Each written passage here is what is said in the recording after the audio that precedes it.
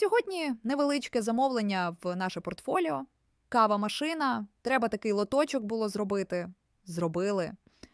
Нагадуємо, що ви завжди можете звернутися до нас, якщо у вас вдома зламалася якась річ, побутова техніка, кавомашина, пральна машина, чайник чи інший предмет, для якого складно або неможливо знайти окрему запчастину. Ми можемо виготовити потрібну деталь за допомогою 3D-друку